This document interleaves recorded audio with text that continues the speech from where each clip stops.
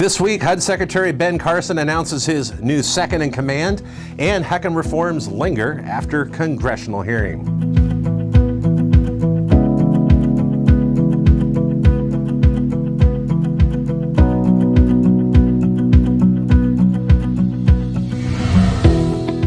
If there's one man who has little free time on his hands, it would be Brian Montgomery.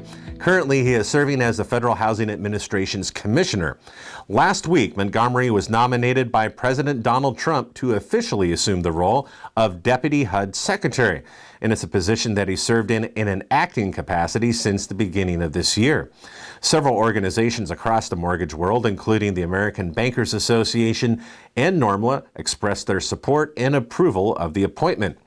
Montgomery began working as an acting deputy, that in the wake of the sudden resignation of then Deputy Secretary Pam Patenaude. She cited personal reasons at that time for stepping down.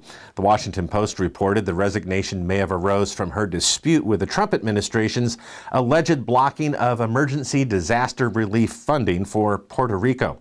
And on another note, one commenter on HECM World put it this way: the HECM program got through the hearing all but unscathed. Very true, considering our long and storied history of continued reductions in principal limit factors and restrictions on proceeds distribution. But that being said, we have several significant HECM changes that have yet to be finalized or announced with an implementation date. And that's led many of you, our viewers, to ask, when are we going to see these reforms? Of the three most notable changes, two are legislative. That means they require congressional approval, and the third is administrative. Now, the first is the unnamed House resolution, which would eliminate the national lending limit for the HECM and instead revert us back to the county-by-county lending limit, or the FHA area maximum loan limit.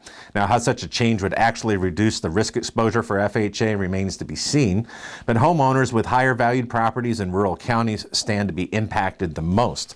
The second would be the removal of the HECM program from the FHA insurance fund, what we call the mutual mortgage insurance fund, and back into the general risk and special risk insurance fund.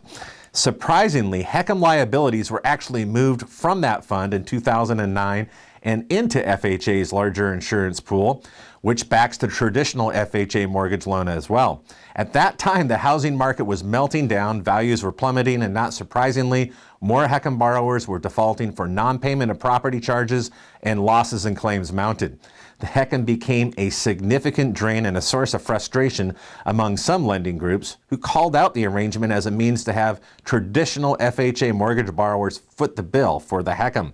The GI SRI fund is dependent upon the continued federal appropriations process to operate, and they've actually had to cease operations a few times when there was inadequate funding received as part of a continuing resolution. That's a stopgap funding measure when a final appropriation has not been formalized. The bottom line is this: the move into the old fund will make any future HECM liabilities more transparent to lawmakers in the budget appropriations process.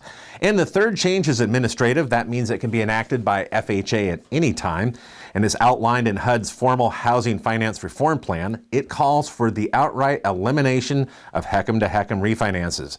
If it's enacted, borrowers may be more judicious in their choice to take a reverse mortgage, knowing full well it will be their last and their only loan for their house.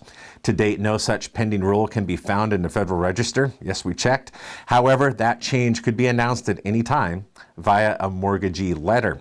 And that wraps it up for this week's news and commentary. You can leave your thoughts in the comment section below, and if you would also share this video using the links found on this page. Thanks again for watching.